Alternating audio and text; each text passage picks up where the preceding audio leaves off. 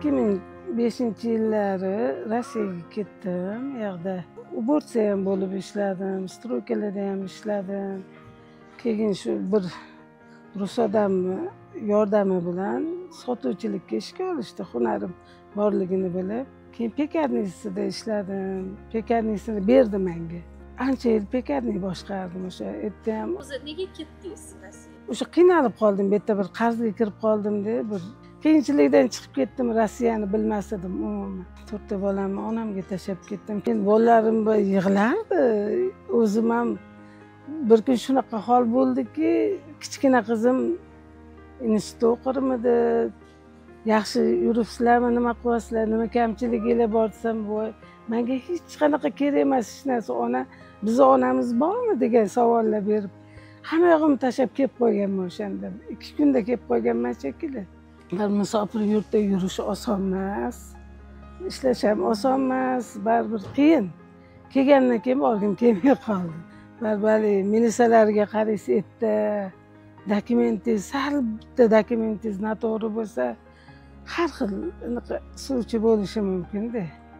O'zingiz yurtingizda hech kim hech narsa so'ramaydi. Shu o'zimizga kelganimdan keyin qarasam, o'zimizda ham o'sha pul topsa bo'lar ekan, harakat qilsangiz.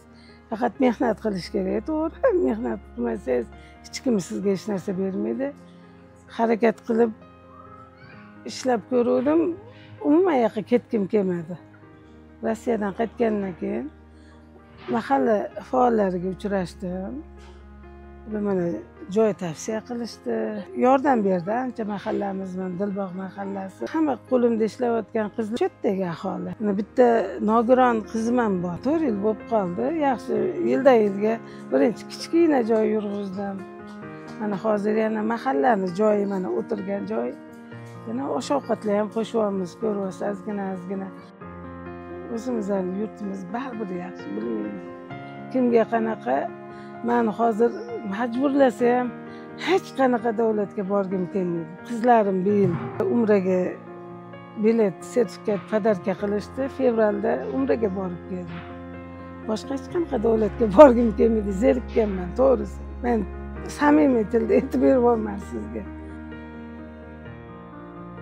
Ishlayman siz, hamma sharoitlar bor-da. Prezidentimiz sharoit qilib beryapti. Mana joy desa joy qilib beryapti.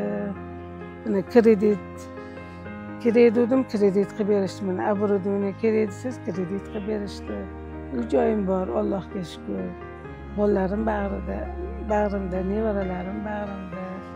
Hozir O'zbekistonda ko'p narsa o'zgargan. Masalan, o'zimizda ham mehnat qilsangiz, o'sha begona yurtdan ko'ra ko'proq pul topsangiz bo'ladi. 7 ta ishchim bor ekan hozir. Mana kelajakda mana o'zim sotuvchiman. Birorta do'kon o'sha yonida pishir-kuydir qilib, chiroyli do'kon ochgim keladi. Do'kon yurg'izgim keladi, to'g'risi. Mehnatdan to'xtamayman, xudo xolasa. Yanada joy bo'lsa yana yurg'izaman.